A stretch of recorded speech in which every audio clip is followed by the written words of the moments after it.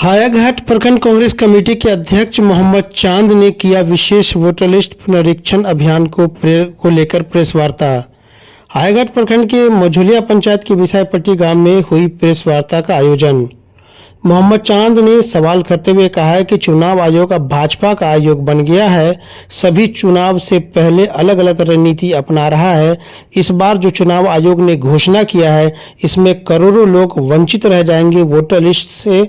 इसमें साफ साफ दिख रहा है कि महागठबंधन की बढ़ती लोकप्रियता मतदाताओं के बीच एनडीए सरकार के लिए चिंता का विषय बन गया है। मोहम्मद चांद ने कहा कि 2024 लोकसभा चुनाव इसी वोटर के बदौलत एनडीए सरकार ने देश में सरकार बनाया और प्रधानमंत्री मोदी प्रधानमंत्री बने।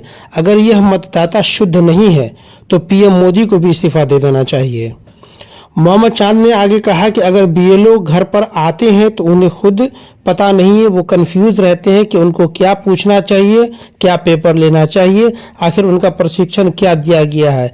इतने कम टाइम में घोषणा करना, प्रशिक्षण देना और घर घर जाकर इस काम को पूरा करना एक सबसे बड़ा सवाल है। आधार कार्ड वैलिड नहीं है, राशन कार्ड वैलिड नहीं है, ड्राइविंग लाइसेंस वैलिड नहीं है, जॉब कार्ड वैलिड नहीं है, आधार कार्ड पैन कार्ड वैलिड नहीं है, तो आखिरकार क्या वैलिड होगा। इस मुख्य दस्तावेज से पूरे देश में इसी एनडीए सरकार की घोषणा के तहत काम भी होता है। उन्होंने कहा कि जन्म प्रमाण पत्र मांगा जा रहा है। 1987 से 2004 के बीच में जिनका जन्म हुआ, आखिरकार बिहार सरकार चुनाव आयोग करना क्या चाह रहा है वह जनता को पता नहीं चल रहा है। ऐसे में 9 जुलाई को सभी जिला मुख्यालय पर विरोध प्रदर्शन चुनाव आयोग के खिलाफ में महागठबंधन के सभी साथी करेंगे। आगे क्या कुछ उन्होंने कहा, चलिए वो आपको दिखाते हैं। Bureau report, Darbhanga. कि चुनाव आयोग वोटर लिस्ट बिहार का उन्होंने रद्द कर दिया है और चुनाव आयोग का कहना है कि नया वोटर लिस्ट हम जारी करने जा रहे हैं। तो नया मतदाता सूची में सभी लोग को नाम जुड़ाने होंगे। अब नया मतदाता सूची में नाम जोड़ने की जो प्रक्रियाएं हैं वो इतनी हार्ड है कि पॉसिबल ही नहीं है कि लोग इतना शॉर्ट टाइम में जोड़ पाएंगे। एक तो चुनाव आयोग ने 1 महीने का समय दिया है, 25 जुलाई तक अंतिम तिथि है नाम जोड़ने का। आज मात्र 25 दिन अब बच गया है और नाम जोड़ने के प्रक्रिया में जो वैलिड प्रूफ होंगे, आप समझिए कि आधार कार्ड वैलिड नहीं है, राशन कार्ड वैलिड नहीं है, पैन कार्ड वैलिड नहीं है, ड्राइविंग लाइसेंस वैलिड नहीं है, मनरेगा का जॉब कार्ड वैलिड नहीं है। तो वैलिड क्या है? मतदाता सूची में लोग अपना नाम कैसे जुड़ाएंगे, बीएलओ को क्या दस्तावेज देंगे? तो वैलिड उन्होंने कहा कि बर्थ सर्टिफिकेट है। अब बर्थ सर्टिफिकेट लोग 1987 से पहले का कैसे लाएगा? 2 कॉलम है। पहला कॉलम यह है कि 1987 से पहले जिन लोगों का जन्म हुआ उनको अपना बर्थ सर्टिफिकेट और उनको 2003 के मतदाता सूची में अगर उनका नाम अंकित है तो उसकी छाया प्रति आपको लगानी पड़ेगी। वो हाइलाइटर से उसको जितना क्रमांक पे उसको आप हाईलाइट कर दीजिए और उसको आप लगाइए।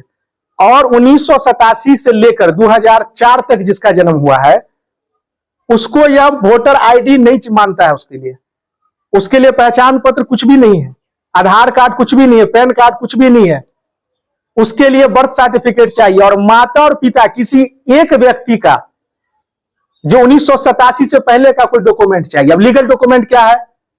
बैंक का पहचान पत्र, या सरकारी जॉब में होंगे तो उसकी सैलरी स्लिप या उसका कोई आईडी प्रूफ, या अगर जो स्थिति इस सरकार ने बना दिया है वास्तविक तौर पर अगर आप उसको देखा जाए तो आप समझिएगा। मैं दूसरी बात कहना चाहता हूं, हायाघाट 84 विधानसभा अभी हम लोग का है और 2003 का जो वोटर लिस्ट इस सरकार ने जारी किया है, आपको पता है कि 2003 के वोटर लिस्ट में वो हायाघाट 92 विधानसभा होता था। अब गरीब लोग कैसे उसको इंटरनेट पे डाउनलोड करेगा? ये बीएलओ का काम नहीं है। बीएलओ आपको फॉर्म देगा और आपको बीएलओ को यह आईडी प्रमाण पत्र देना होगा। आप समझिए कि क्या स्थिति बन रही है। अब यह प्रमाण पत्र बीएलओ को आपको देना पड़ेगा।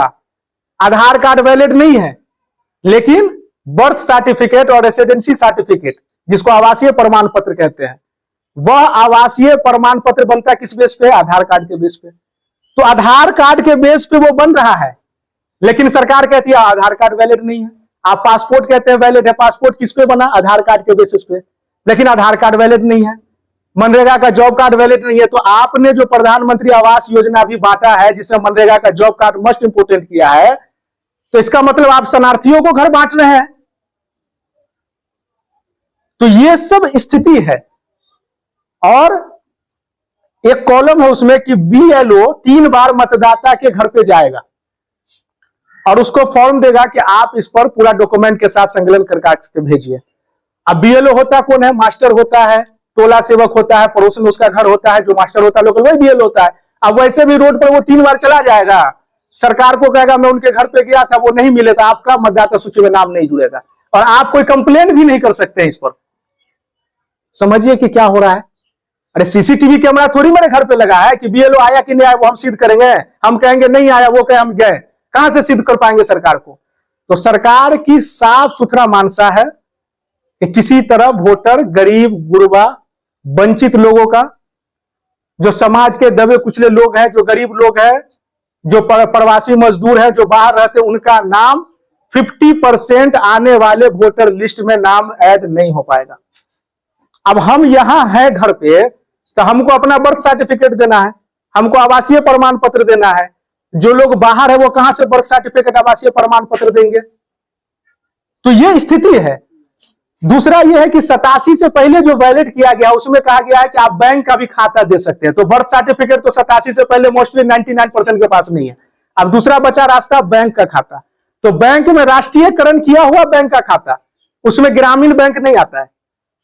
अब ग्रामीण बैंक, गांव में सरकार ने कहा कि ग्रामीणों के लिए ग्रामीण बैंक, यही नाम था ना, तो ये नहीं आता है राष्ट्रीय बैंक में। राष्ट्रीय बैंक में SBI, HDFC, एक्सिस बैंक 87 से पहले कितने ग्राम के लोग थे जो इसमें अकाउंट है उसका, उससे भी आप सिद्ध नहीं कर पाइएगा। तो सरकार पूरी तरीके से, चुनाव आयोग को इस पर पुनः विचार करना चाहिए कि जो परिस्थिति है और जिस तरह से मतदाता सूची को उन्होंने रद्द किया है और नया मतदाता सूची जोड़ने का काम कर रहे हैं, अगर इस प्रक्रिया से वो काम करते हैं तो मैं गारंटी के साथ कहता हूं कि 8 करोड़ मतदाता बिहार में अभी है। 4 करोड़ मतदाता भी आने वाले 1 अगस्त को जो वोटर लिस्ट प्रकाशित या सरकार करेगी, 25 जुलाई तक अंतिम तिथि है, उसमें 4 करोड़ लोग भी ऐड नहीं हो पाएंगे। जो महत्वपूर्ण है, आप वोटर आईडी को नहीं ले रहे, आधार कार्ड को नहीं ले रहे, पैन कार्ड को नहीं ले रहे, राशन कार्ड को नहीं ले रहे, तो राशन आप शरणार्थियों को बांट रहे हैं। एक तरफ पार्लियामेंट में कहते हैं कि 87% को हम राशन देते हैं, किसको दे रहे हैं? शरणार्थियों को दे रहे हैं। अब समझिए कि कोई लॉजिक ही नहीं है। तो यह चुनाव आयोग अब चुनाव आयोग नहीं रह गया, यह भाजपा के द्वारा चुना हुआ आयोग रह गया है, जो इस तरह का षड्यंत्र रच रहा है। दूसरी बात मोस्ट इंपोर्टेंट, अगर वोटर लिस्ट जो प्रकाशित है, जो वोटर लिस्ट अभी तक चल रहा है, अगर वो वैध नहीं है, तो 2024 में जो लोकसभा चुनाव हुआ, अब प्रचंड बहुमत के साथ नरेंद्र मोदी ने सरकार बनाया, तो भाजपा का सरकार भी वैध नहीं है। नरेंद्र मोदी जी भी प्रधानमंत्री नहीं बन सकते हैं। अगर यह वोटर लिस्ट रिजेक्ट हुआ, कहा जा रहा है कि इसमें शरणार्थी है, तो 2024 में आपका सरकार भी नहीं हो सकता है ना। इसी वोटर ने आपको मैंडेट दिया, तभी जाके ना आप सरकार बनाए लोकसभा में। तो उस समय में यह वोटर ठीक थे और आज यह वोटर गलत हो गए। तो आप समझिए कि हम लोग कहां जा रहे हैं। एक डाटा सरकार के हमने साइट से अभी अपलोड किया है कि बिहार का कितना % आबादी दूसरे स्टेट में काम कर रहा है। तो 8 करोड़ मतदाता में सरकार ने यह बात कहा है कि 3 करोड़ लोग जो बाहर जाकर काम कर रहे हैं। कितना? 3 करोड़ लोग। 8 करोड़ मतदाता है और 3 करोड़ लोग बाहर जाके काम कर रहे हैं। ये सरकार के रिकॉर्ड में है। और ऐसे विदाउट रिकॉर्ड के भी 1.5 करोड़ है। तो 4-4.5 करोड़ लोग बाहर जाके काम कर रहे हैं। आप समझिए कि वो 4.5 करोड़ लोग जो रोज कमाते हैं, महीने का 10,000, 15,000, 20,000 रुपया कमाते हैं, वैसा व्यक्ति वहां से रेसिडेंसी सर्टिफिकेट कहां से उपलब्ध करा पाएगा? वह व्यक्ति अपने माता पिता का 1983 से पहले का सर्टिफिकेट कहां से ला पाएगा? केवाल और खतियानी कहां से ढूंढ पाएगा? दूसरी तरफ कह रहे वंशावली भी चलेगा। अब वंशावली में तो आपने दुकान खोल दिया, अब सरपंच और मुखिया कुछ पैसे लेंगे तो वंशावली बनाएंगे, जो सत्य है बिहार में जो स्थिति है, परसेंटेज ऐसी हो रही है।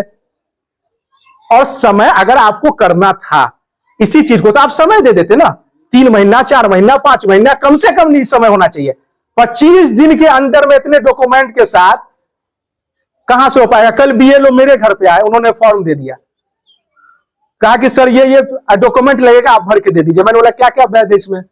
अब बहुत सारे बीएलओ को ये पता नहीं है, कुछ करे 83 से पहले का ये दे दीजिए चलेगा, कुछ करे 83 से पहले का कुछ नहीं दीजिएगा तो चलेगा। बीएलओ कंफ्यूज है। क्या प्रशिक्षण आपने दिया? 24 तारीख को लागू करते हैं, 25 तारीख से करें, बीएलओ घर घर जाएंगे, 26 तारीख को बीएलओ को प्रशिक्षण दे रहे हैं आप। मतलब क्या हो रहा है सरकार में? चुनाव आयोग क्या करना चाह रही है? तो ये बहुत ही गंभीर बात है और यह बिहार का मुद्दा नहीं है, पूरे देश का मुद्दा है। यह भले एनआरसी के रूप में बैकडोर से इसको लाया गया है कि इसमें बहुत सारे लोग छटाएंगे और सरकार को डर है। लाने का जो मोटिव है वो हम बता रहे हैं, जो हमको लग रहा है। सरकार को यह डर है कि जो लोग पलायन करके बाहर गए, जो लोग 12,000, 15,000, 20,000 पे नौकरी कर रहे हैं, बिहार में उद्योग नहीं है, बिहार में लोग को नौकरियां नहीं मिल रही है, तो 20,000 वाले लोग को तो कहीं ना कहीं दर्द है ना। तो वो तो गरीब, कुचला, दबा हुआ लोग, जो स्टूडेंट है जिसको तेजस्वी सरकार ने नौकरी दिया, ऐसे लोग, तो वो तो कहीं ना कहीं महागठबंधन को चुन रहे हैं। गरीब तबके का लोग कहीं ना कहीं महागठबंधन के साथ है। तो ऐसे लोग का वोटर लिस्ट से नाम ही निरस्त कर दिया जाए, ये पूरा प्रोपगेंडा है। और ये चुनाव आयोग पर भी अब सवाल खड़ा करता है कि चुनाव आयोग भी लोकतंत्र की हत्या कर रहा है। यह भाजपा के द्वारा चुने गए आयोग में शामिल हो गया। सबसे ज्यादा तो गरीब वंचित को इतनी तकलीफ हो रही कि जो हमारे यहाँ भी कम से कम लोग, कितने लोग जन्म प्रमाण पत्र के लिए, आवासीय के लिए, वोटर लिस्ट के लिए सुबह से शाम तक परेशान किए हुए हैं। अभी कितना कॉल, कितना आदमी को डॉक्यूमेंट्स भी दिए गए और लोग इतने परेशान, खासकर सरकार तो इतनी परेशान है कि दिल्ली चुनाव के तथा बिहार के चुनाव को भी लड़ना चाह रही है।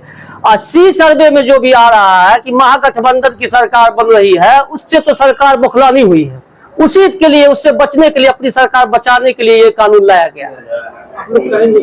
हम लोग तो विरोध कर रहे हैं, हम लोग तो पार्टी से भी इस्तीफा दे दिया। इसलिए हम लोग तो जदयू एनडीए गठबंधन में थे, मगर उसकी जो राजनीति देखे अब माननीय मुख्यमंत्री जी जो है बीजेपी की गोद में बैठ गए। आप लोग के माध्यम से हमने तो इस्तीफा भी दिया था। हम लोग तो विरोध कर रहे हैं, धरना प्रदर्शन कर रहे हैं। 9 तारीख से लेकर जिला मुख्यालय में भी हम लोग का धरना है।